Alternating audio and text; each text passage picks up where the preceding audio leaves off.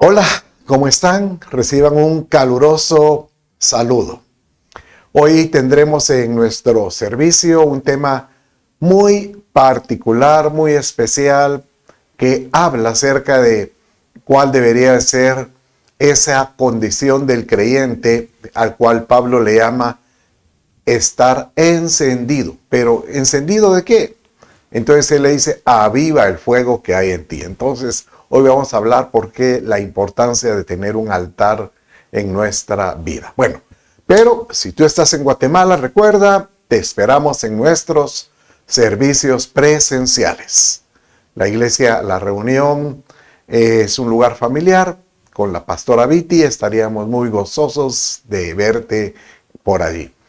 Ahí donde estás, acompáñame, Padre, en el nombre de Jesús, te doy gracias por esta oportunidad tan linda de poder aprender de tu palabra y ministrar, enseñar y poder, Padre Santo, conocerte. Te lo rogamos, Padre, háblanos y que podamos estar encendidos para ti. En el nombre de Jesús, tu Hijo, te doy gracias. Amén, amén y amén. Bueno, cuando uno oye ese concepto de estar encendidos, bueno, Pablo al Timoteo le decía, aviva el fuego que hay dentro de ti. Pero no es un fuego literal como el que quisiéramos entender o ver o visualizar, sino cuando habla de ese fuego es el fuego del Espíritu Santo. Y hoy vamos a poder prácticamente encontrar esta enseñanza de cómo poder tener encendido esa pasión del Espíritu Santo en nosotros, comparado a cómo es que los antiguos querían tener ese fuego encendido para agradar a el Señor. Tal es así que cuando Dios le ordena a estos antiguos que tuvieran esa pasión continua, Él les dice, ¿verdad? De esta manera, que nosotros, ellos y nosotros nos podemos reflejar en esa actitud, es que presentáramos nuestro cuerpo como una ofrenda encendida o como un sacrificio vivo. Mire cómo dice Números 15:13 de esta manera. Dice, todo nativo, dice. O sea, todo israelita. Yo podría decir, todo creyente, todo cristiano, todo aquel que tiene a Cristo en su corazón, harás estas cosas en esta forma. Y aquí, ¿qué cosas le está hablando? Pues son las leyes o las normas que rigen alrededor de cómo presentar una ofrenda. Acuérdense que una ofrenda en ese entonces era agarrar ese animal o ese cordero o esa libación en forma de semilla y llevarla a un altar donde había un fuego encendido. Y eso era como consumirla, como decirle, Señor, te presento esto que suba a ti, y como dice aquí, presentar una ofrenda encendida como aroma agradable al Señor. Entonces, toda ofrenda que tú le presentas sube al cielo como una ofrenda agradable. Cuando nosotros ministramos las ofrendas, le decimos siempre a Dios, Padre, recibe esta ofrenda como un olor agradable para ti. Pero acuérdate que así como Jesucristo, Él se presentó como una ofrenda, también nosotros debemos de presentarnos como una ofrenda que sea agradable. Pero no es, obviamente, el concepto es presentar una ofrenda que pueda ser consumida, puesta al fuego, como decirte que el Espíritu de Dios tome nuestra vida y le pueda decir, Padre, toma la vida de Chito Rendón, tómala, haz con él como quieras. Y tal era la figura en el tiempo de ellos, que cada vez que hablaban acerca de un altar, que es figura nosotros, que nosotros tenemos que ser un altar, era un altar que tenía que estar continuamente encendido. Mire cómo dice Números capítulo 15, verso 13. Y dice de esta manera: el fuego se mantendrá encendido, dice, sobre el altar. Ya vimos que cómo se podría la tipología para con nosotros, o cómo podríamos vernos. Ahí es que el fuego del Espíritu Santo debería estar siempre encendido en nosotros, que somos como un altar donde se presentan las ofrendas. Y la primera ofrenda somos nosotros mismos. Pero dice, no se apagará, sino que el sacerdote quemará leña en él todas las mañanas, y pondrá sobre él el holocausto, y quemará sobre él la grasa de las ofrendas de paz. Y esto es importante, lea conmigo esta última frase: el fuego se mantendrá encendido continuamente. El fuego se mantendrá encendido. Muy importante que el fuego se mantenga encendido. En otras palabras, deja que el Espíritu Santo se mantenga siempre encendido. Es más, hay sanciones en la Escritura. Y una sanción es cuando uno apaga al Espíritu Santo. O sea que el Espíritu Santo, que hay que estarlo avivando, se puede apagar. ¿Y por qué se puede apagar? Pues porque ya no tenemos esa relación, esa comunión, esa búsqueda del Señor. Y obviamente esto es como aquel fósforo que se va consumiendo poco a poco. Apocalipsis es un libro, pues, que lo que menciona o lo que significa es la revelación de Jesucristo. Y es como Jesucristo se revela en estos últimos tiempos. No solo es ver el Apocalipsis con todo lo malo que va a venir en esos tiempos tribulacionarios, sino habla acerca del amor de Dios para con una iglesia que le ama, que le busca. En Apocalipsis 2 y Apocalipsis 3 encontramos la secuencia de 7 iglesias. Comienza con Éfeso y finaliza con Laodicea. Y en esa encontramos pues una evolución de la iglesia cristiana. Podríamos decir que la iglesia Laodicea es la última iglesia, pero es una iglesia que es sancionada. Entonces es una iglesia que no participa, que no, por sus frutos, no participará del arrebatamiento. Entonces la iglesia que se queda, la anterior, la Filadelfia, es la que va a participar en ese momento. Pero a esta iglesia, la Odisea, una de las sanciones que tiene es que se le llama que es una iglesia que tibia.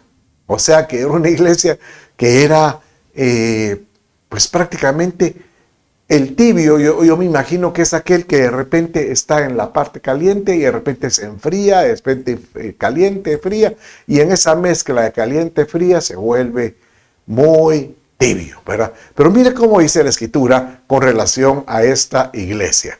Entonces dice de esta manera: yo conozco tus obras, que ni eres frío ni caliente. Ojalá fueras frío o caliente. Así, puesto que eres tibio y no frío ni caliente, mire qué sanción más dura. Te vomitaré de mi boca. Qué duro, ¿verdad?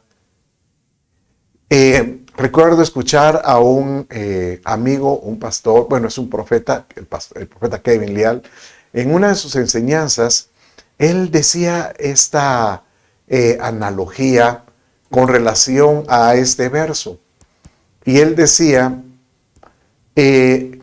a lo mejor hay personas que están frías, pero al estar en la iglesia como un leño, que tal vez estas personas que están alrededor están calientes, el calor de ellas te hacen sentir que uno también está caliente.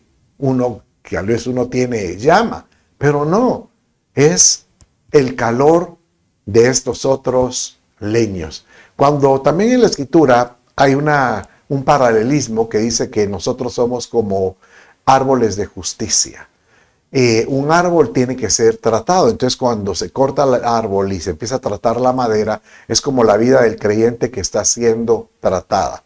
Y una de las características es que se convierte como un pedazo o un leño dispuesto a presentarse en un altar siempre. Bueno, entonces, hoy vamos a recorrer en las enseñanzas que tengo para ustedes, es descubrir los altares de ciertos personajes y la importancia de ese altar para con la vida de ellos y cómo esto se puede reflejar en nosotros. Y vamos a descubrir que cada vez que cada patriarca hizo un altar para presentar ese fuego, una ofrenda de Dios en ese fuego encendido por el Señor, Dios terminaba haciendo algo con esa generación o ese personaje o esa dispensación. Entonces, no se aparte porque hoy vamos a aprender cómo es que cada altar se puede identificar con nosotros. Entonces, vamos a ver, por ejemplo, uno de los primeros altares que vi es con Noé. Noé, el que construyó el arca. Entonces, dice la Escritura que después del diluvio y cuando él prácticamente descendió a la tierra y con todo ese séquito, su familia y todo ese séquito de animales, lo primero que él hizo fue construir un altar. Bueno, aquí vale la pena dar esta analogía también. ¿Por qué la importancia de un altar en cada pueblo del Antiguo Testamento? Porque ellos sabían que era obligatorio que cada aldea, cada comunidad, cada pueblo, tendrían que tener un lugar para oficiar esa ceremonia de poder presentar ofrendas al Señor. Entonces, si a la hora que alguien llegaba a incursionar a un lugar y tal vez todavía no habían viviendas, sino que llegaban a establecerse, lo primero que tenían que hacer era establecer un altar. Así como lo hizo Noé, lo primero al descender del arca fue hacer un altar, ¿verdad? Bueno, entonces, leamos qué pasó con Noé en Génesis 8, verso 20 y 21. Y dice así: y edificó Noé un altar al Señor, y tomó de todo animal limpio y de toda ave limpia, y ofreció holocaustos en el altar, ofrendas.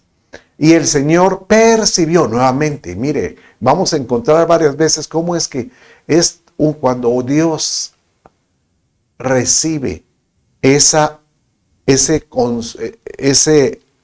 ofrenda que se consume, ese humo sube como un aroma, para él es agradable, como un aroma agradable, y dijo el Señor para sí. Entonces aquí viene, por ejemplo, cada vez que alguien establece una ofrenda para el Padre con una ofrenda correcta, cada vez que alguien levanta un altar para el Padre con una ofrenda correcta, Dios mismo hace algo.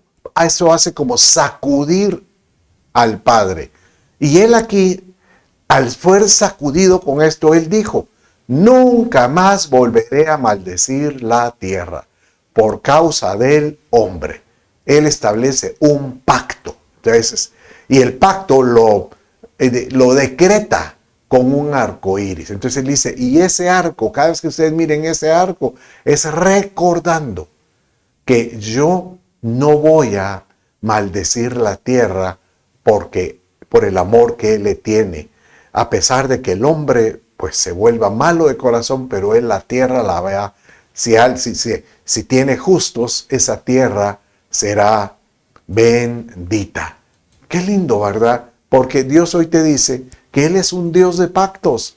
y nosotros podemos recordar continuamente los pactos que tiene para con nosotros. El pacto de gracia dice que por el amor que Él le tiene a la humanidad, Él dice, ahora yo levanto una generación, un pueblo que si cree en el sacrificio expiatorio de Jesucristo, por gracia van a ser salvos. Qué lindo, ¿verdad? Porque Dios te dice, Él es un Dios de pactos. Y Dios, el pacto que dice es que así como Él nos quiere dar la salvación, Él te quiere bendecir en toda manera. Bueno, pero busquemos otro personaje más. Mire el caso de Abraham, ¿verdad? El altar de Abraham. Y dice en Génesis 12:7. Y el Señor se apareció a Abraham y le dijo, a tu descendencia daré esta tierra. Entonces él, Abraham, edificó allí un altar al Señor que se le había aparecido, ¿verdad? Entonces, mire, aquí encontramos que derivado a la promesa que Dios le dio a Abraham, él edificó el altar, ¿verdad? Pero Abraham dice en la historia que él ya tenía su altar anterior. En esto fue un altar que él hizo en ese lugar donde Dios se le aparece, donde el Señor se le aparece. Y qué mejor porque este altar habla acerca de tu persona y de mi persona. Porque él dice, a tu descendencia daré esta tierra. ¿Cuál era la tierra? La tierra donde fluye leche y miel. La tierra Canaán, que era la tierra de la abundancia. Y nosotros andamos buscando nuestro Canaán, que es nada menos que la vida plena en Cristo Jesús. Aquellos que conocen a Cristo empiezan a crecer en Él. El Señor mismo te dice, esa es la plenitud que yo quiero que recibas. Y que nosotros anhelemos esa vida porque obtendremos con ella la semejanza del Señor. Si algo quiere el Padre es que nosotros nos parezcamos más a Él, que tengamos más su semejanza. Y Él cuando le heredó a ellos esa tierra prometida, Canaán, es la tierra Canaán para nosotros espiritualmente hablando, es la vida plena en Jesucristo. Qué lindo, ¿verdad? Bueno, como usted se dará cuenta, hemos estado recorriendo altares de patriarcas. ¿Por qué? Porque en ellos nosotros recibimos la bendición. Aunque usted diga, no, pero es que esos eran para los de Israel. No, nosotros somos un pueblo adoptado. Y las bendiciones otorgadas al pueblo original también se transfieren a nosotros, ¿verdad? Entonces, de esta manera vamos a ver otro altar que encontramos. Acuérdense que vimos a Noé, vimos a Abraham y ahora a Isaac, hijo de Abraham, ¿verdad? Entonces dice Génesis 26 y 24 al 25. Y te bendeciré y multiplicaré tu descendencia. Bueno, esta era la promesa que le dio a Abraham. Por amor de mi siervo Abraham. Correcto, ahí se confirma. Y él construyó un altar, pero aquí él hizo algo. E invocó el nombre del Señor e inmediatamente ¿sabe cuál es la enseñanza aquí? Que Isaac, cuando él sabía que Dios había dado una promesa de bendición al pueblo, él dijo, yo la tomo, yo la aferro, yo tomo esa promesa. Diga conmigo, yo tomo las promesas de Dios. Nosotros debemos de creer las promesas de Dios. Y él vino y dijo, esa promesa de bendición yo la tomo. Y dice que él se plantó ahí en ese lugar y ahí abrieron los siervos de Isaac un pozo.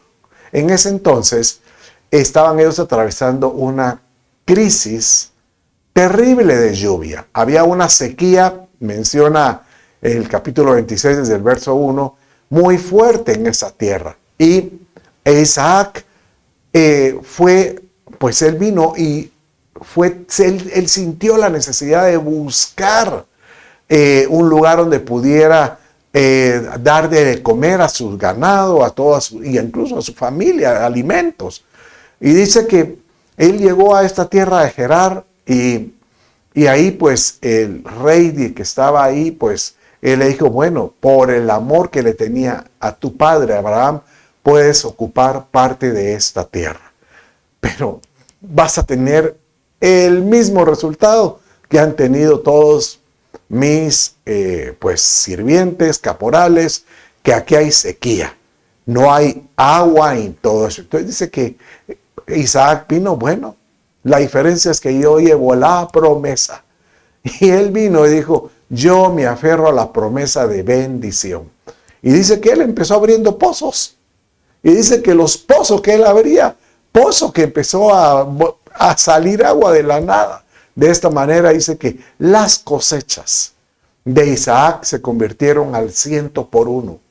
Yo hoy te quiero decir, si tú estás atravesando un desierto en tu vida y sientes que no hay cosecha, que no está brotando, que no hay bendición, hoy yo te digo, aférrate y dile al Señor, Señor, yo me presento delante de ti como una ofrenda, enciende el altar de mi vida para que yo pueda tomar la promesa de la bendición, para que en medio del desierto tú bendigas mi vida, tú bendigas mis propósitos, tú bendigas todo lo que yo tenga que emprender. Yo en el nombre de Jesús quiero que tú recibas toda bendición de lo alto, que seas prosperado en todo, porque no hay como decirle, Señor, deja que presente mi vida, tómala como una ofrenda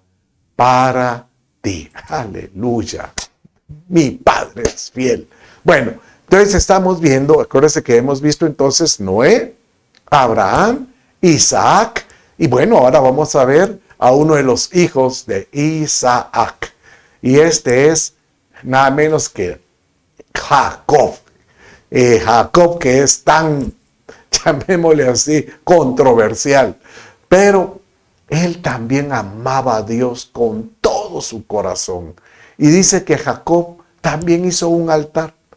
Recuerda que Jacob prácticamente él le robó la bendición a su hermano. Bueno, primero le vendió la primogenitura por un plato, un caldo. Después le robó la primogenitura al usurpar como si fuera él ante Jacob. Y Jacob lo bendijo creyendo que era Esaú. Esaú se puso tan violento que él juró que iba a matar a Jacob si lo encontraba. Entonces viene la madre y decide sacar a Jacob del campamento y enviarlo donde su hermano Labán. Total, la historia, para hacérsela corta, Jacob vive 20 años, 21 años en tierra de Labán, su primo. Y por grupos de 3 veces 7, ¿verdad? Por 7 años él trabajó por la amada que era Raquel, pero se le dio a Rebeca. Entonces, se le dio a Lea, ¿verdad? Y él amaba y él deseaba a Raquel. Posteriormente, Rebeca era la mamá, ¿verdad?, de Jacob. Entonces, después él vino y trabajó 7 años por la amada que fue Raquel. Y por último, tuvo que trabajar 7 años más por las ovejas que él había mismo desarrollado y la riqueza que él había desarrollado por Labán. O sea que él fue engañado por su tío. Entonces, cuando él logra al fin terminar su periodo de pago y va en el camino de regreso, tenía otra situación que su hermano Esaú no olvidó. Y él, cuando oyó Esaú que su hermano venía, él dijo: yo a este cumplo la promesa que hice cuando se fue. Entonces hizo algo Jacob, que él empezó y preparó comitivas y empezó a preparar regalos. Y de esa manera dice que envió varias comitivas que encontraron a Esaú. Y Esaú dice: ¿y esto para quién es? Esto es de parte de Jacob para ti. Quiero que sepas que Él te ama. Quiero que sepas, y de tal manera que en el último encuentro, cuando se hallaron, Saúl ya estaba prácticamente conmovido. Lo único que pudo hacer es cuando vio a Jacob, es: tú eres mi hermano. Se abrazaron y Jacob estaba asombrado de lo que pasó. Bueno, entonces, este último altar que hizo Jacob fue derivado a esa solución de que él prácticamente estaba agradecido con Dios de que después de 20 años podía regresar a su tierra. Bueno, entonces, ¿cuál es el altar que él hizo? Fue un altar de gratitud. Pero léalo conmigo.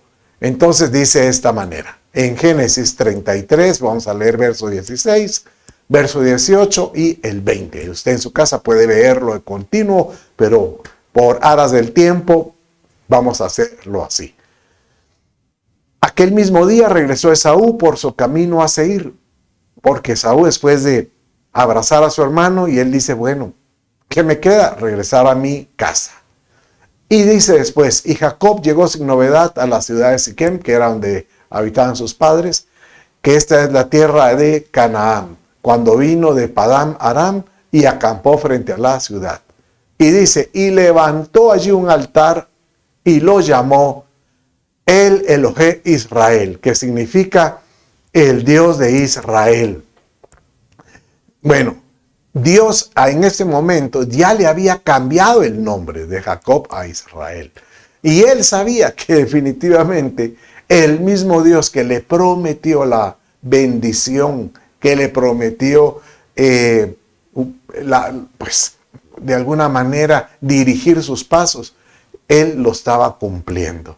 Y entonces, acuérdate, cómo esto se asocia con nuestra vida. Nunca dejes de tener una actitud, gestos de gratitud.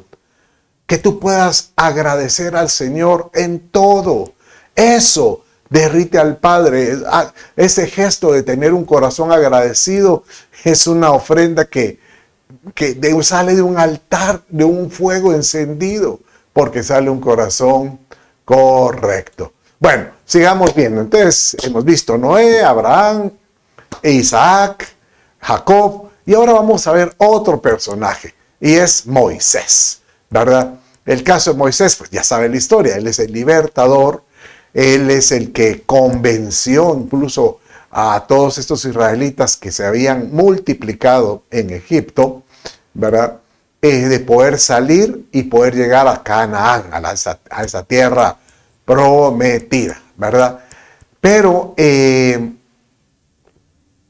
ellos tuvieron enfrentamientos. Y dice que los amalecitas intentaron, pues, hacerles guerra, pero de una forma, como yo le diría, traicionera. Ellos vinieron y en lugar de agarrarlos de frente, los agarraron por la retaguardia, sabiendo que en la parte de atrás venían las mujeres, los ancianos y los niños. Y prácticamente, pues, ganan, pero bendito Dios que Dios estaba con el pueblo de Israel y permitió que los soldados se lograran alinear y lograran vencer a los amalecitas. Pero Dios, a raíz de eso, hizo un juramento y Moisés hace un altar por ese juramento. Pero leámoslo, cómo es que sale esto, y esto lo encuentra en Éxodo capítulo 17, verso 14 al 16. Entonces dice de esta manera: entonces dijo el Señor a Moisés: escribe esto en un libro para que sirva de memorial. O sea, esto va a quedar en memoria para las futuras generaciones. Y a saber, a Josué, aleluya, que yo borraré por completo la memoria de Amalek, de los amalecitas, de debajo del cielo. Entonces se edificó Moisés un altar y le puso por nombre: el Señor es mi estandarte, o mi Señor es mi bandera.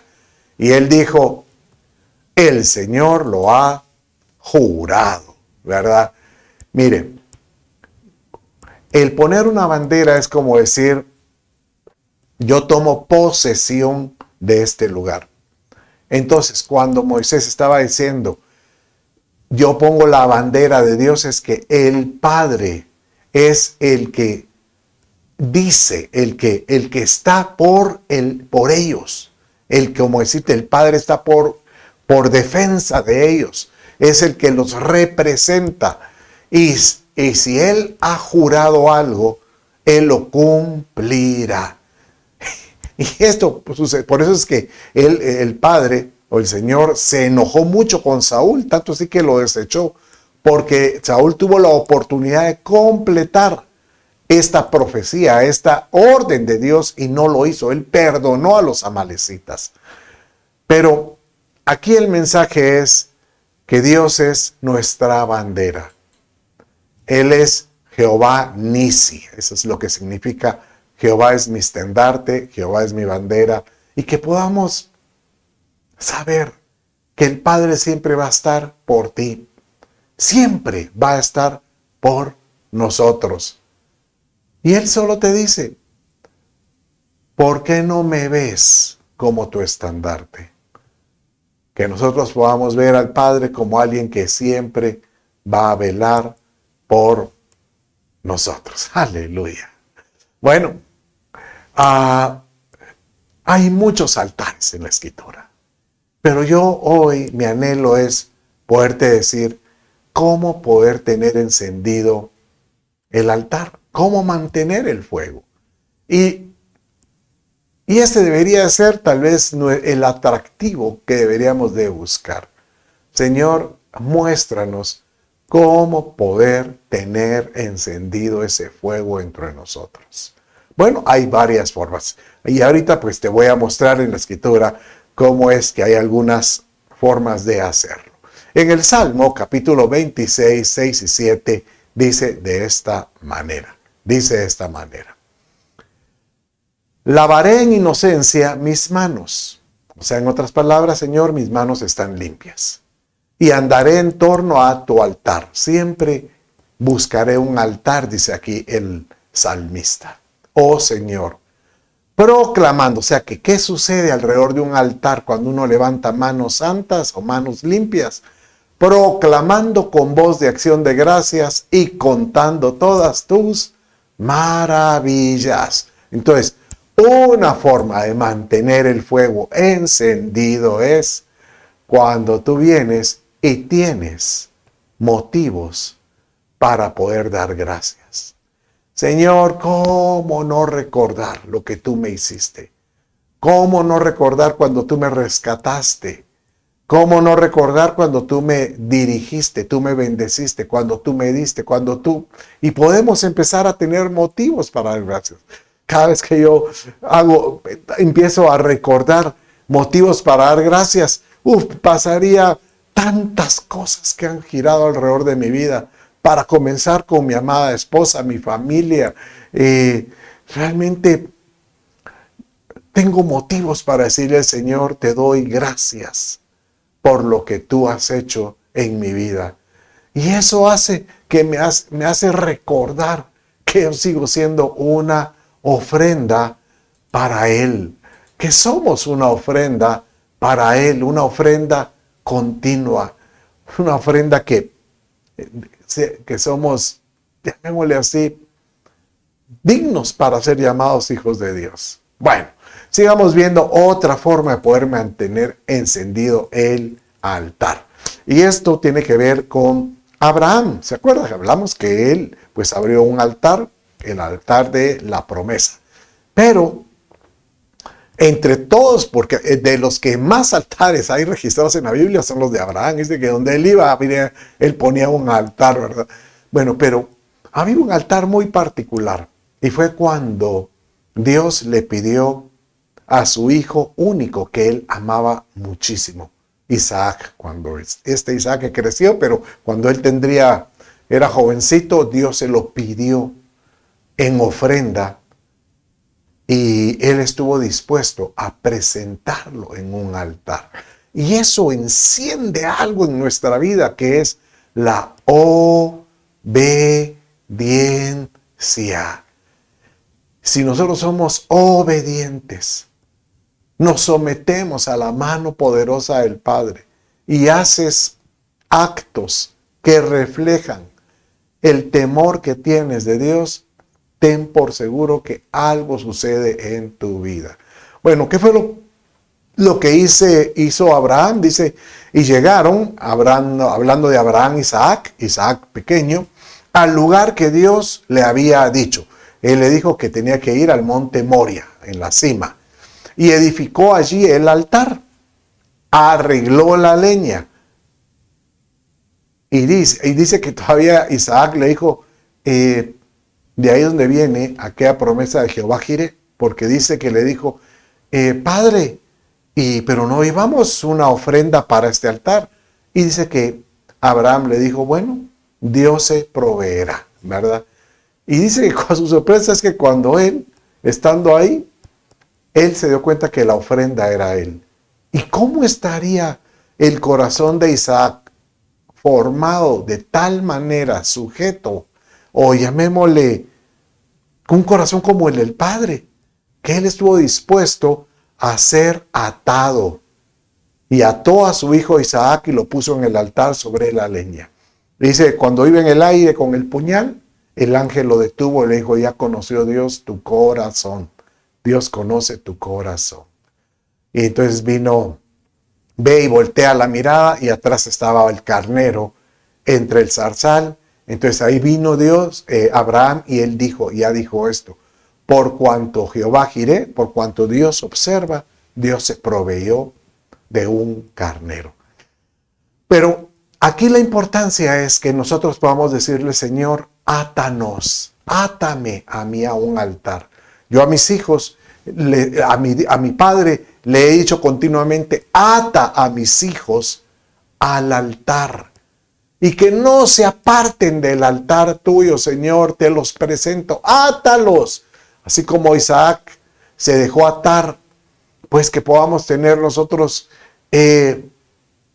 primero nosotros, la disposición de ser atados a un altar donde el fuego de Dios pueda venir y consumir esa ofrenda que Él pone, ¿verdad? Qué lindo, ¿verdad? Porque no hay como decirle, Señor, mi vida que se convierta en algo agradable para ti. Aleluya. Bueno, entonces ya vimos que la alabanza, la gratitud, la obediencia, eso enciende el fuego, pero también hay otra forma que dice la Escritura que enciende el fuego, ¿verdad? Y es cuando estamos dispuestos a quitar otros dioses o otras pasiones o otras inclinaciones. Y esta es la vida de Gedeón.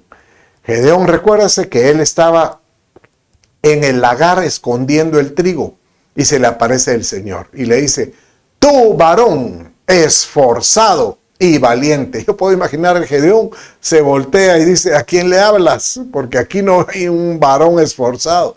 Y él le dice, no, eres tú, ¿verdad? Y él le dice, ¿cómo me puedes ver si yo soy una familia de las más pequeñas y de las más pobres? Entonces él le dice, no, contigo, con esa fuerza, con esa voluntad que tienes, yo te puedo dar la victoria sobre los madianitas.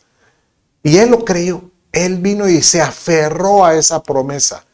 Pero Dios le dijo, siempre hay un pero.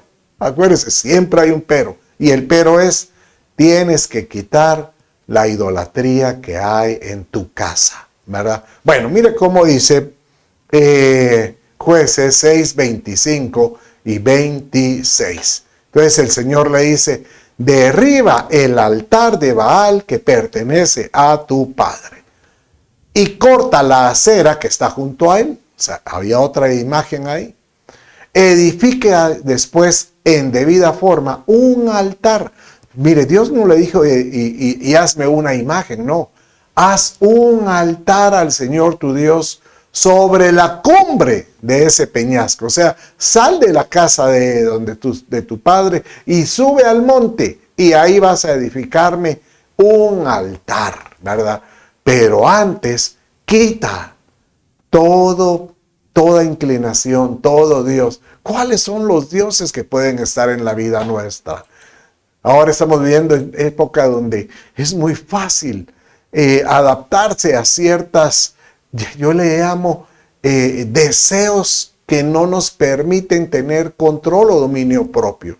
Y uno no dirá, ay, sí, el pecado. No, sí hay, por supuesto que el pecado es pernicioso, pero hay cosas que no parecieran pecaminosas. Por ejemplo, el tiempo que tú pasas delante del televisor o delante de tu celular o tu tableta viendo videos de cualquier tipo o series o cualquier cosa. Ese podría ser una imagen de idolatría. Y hoy el Señor te dice, ¿la puedes sujetar? ¿Estás dispuesto a derribarla? ¿Qué otro tipo de idolatría puedes tener? Y eso nos debería a nosotros hacer reflexionar. ¿Sabes que puede haber idolatría hasta con nuestra misma familia? Puede ser que tus mismos hijos se vuelvan para ti algo que, ay, Dios me libre que me los toquen y yo soy capaz de morir. Pero uno no debe morir por los hijos. Uno debería morir por el Señor y saber que Dios tiene control de nuestros hijos. ¿Qué tipo de idolatría puede ser que tengas? ¿El dinero? El dinero puede ser un asunto que nos ata, porque no podríamos decir, ¿cómo voy a salir adelante? ¿Cómo voy a salir adelante? Por supuesto que nos puede atar, ¿verdad? Bueno, yo hoy dejo en tu corazón que tú medites qué tipo de idolatrías pueden haber. Bueno, pero vamos a ver. Otra forma de encender el altar pues es pidiéndole a Dios que Él mismo encienda el fuego dentro de nosotros. Y este es el caso de Elías. Elías tuvo un enfrentamiento con los sacerdotes paganos que estaban ahí junto a Acab, al rey Acab y Jezabel. Y dice que él había una sentencia de Dios que estaban atravesando sequía. Llevaban 3 años sin una gota de lluvia. Y viene Elías y les dice, Dios puede descender, mandar la lluvia, pero tienen que ustedes identificar quién es el verdadero Dios. Y entonces él reta a que ellos hagan su altar y que pidieran que Dios descienda, el Dios de ellos descienda con el fuego del Dios de ellos. Y dice que los 800 pues endemoniados estos o sacerdotes estos bailando, haciendo lo que sea, y no sucedió nada. Pero mire lo que pasó con Elías. Él, cuando le tocó su turno, él dice que él edificó el altar, ¿verdad? En el nombre del Señor. Vamos a leerlo tal como dice aquí.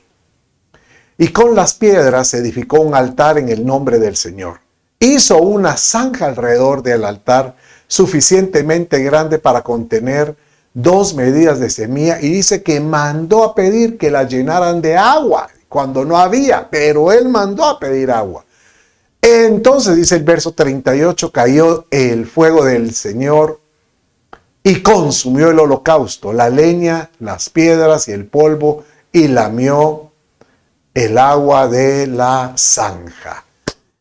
Señor, derrama el fuego sobre nuestra vida.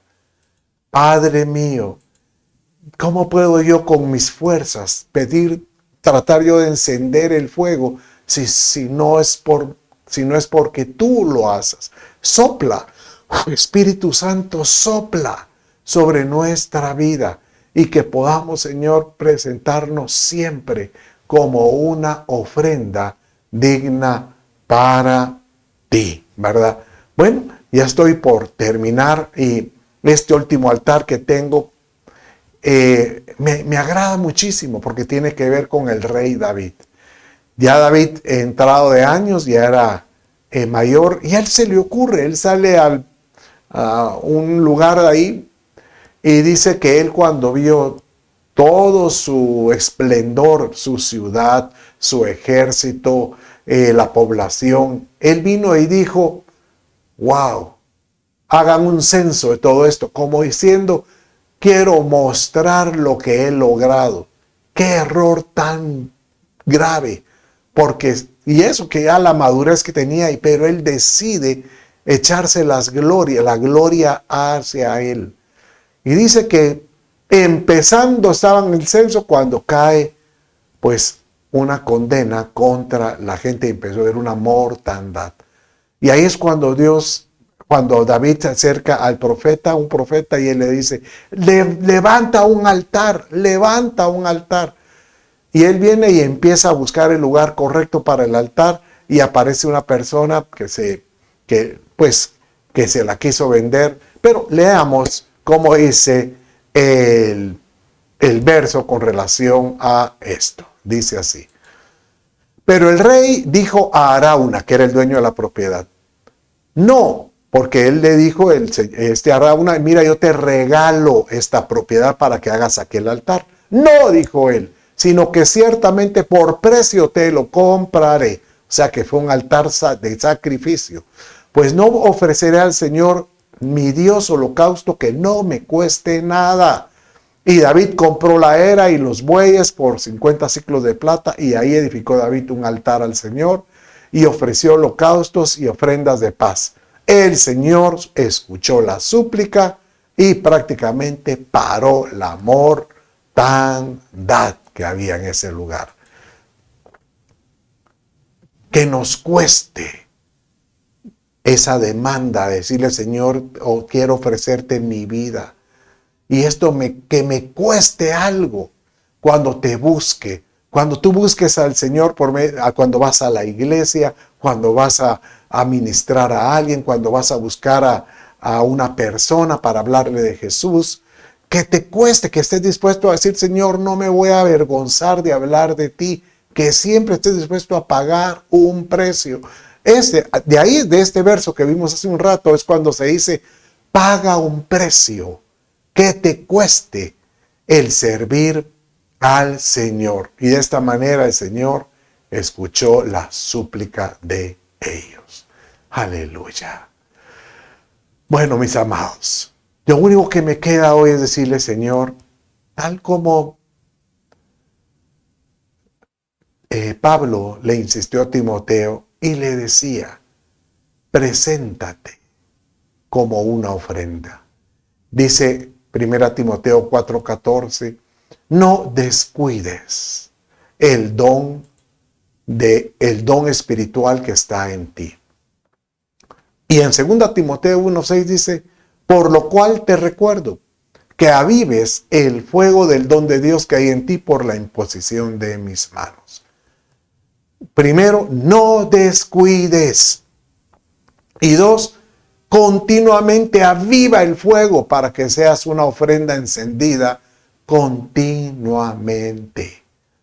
Padre mío, que hoy podamos presentarnos delante de ti como una ofrenda que tiene motivos para darte gracias, motivos para presentarnos, para recordar que tú eres un Dios de pacto, un Dios de promesa, un Dios que cumple sus promesas, que da las bendiciones, que te hay motivos de dar gracias, un Dios que hace juramento por nosotros. Señor amado, que podamos presentarnos delante de ti. Padre, yo, por la autoridad que tú me das, yo bendigo y oro por todo aquel que me ha estado escuchando. Y por tal como dice la ordenanza, yo pongo mis manos sobre ti. Padre mío, toca ese aparato donde estás. Padre, en el nombre de Jesús, desciende Espíritu Santo, desciende desde la cabeza hasta la planta de tus pies. Tócalo, Espíritu Santo. Tócalo, llénalo. En el nombre de Jesús, recibe el don de Dios. Se recibe el soplo. Tómalo. Padre mío, si alguien está enfermo, en el nombre de Jesús lo declaro sano por el poder de Dios. Si alguien está, Padre mío, atravesando problemas económicos, abre las ventanas de los cielos para que vean la solución. Si alguien tiene problemas en en sus relaciones. En el nombre de Jesús te ruego un milagro y seas tú por Dios. En el nombre de Jesús, tu Hijo, te doy gracias. Amén, amén y amén. Recuerda, si hoy Dios te ha estado hablando, confiesa a Cristo en el corazón y que seas salvo por siempre. En el nombre de Jesús. Te bendigo y hasta la próxima.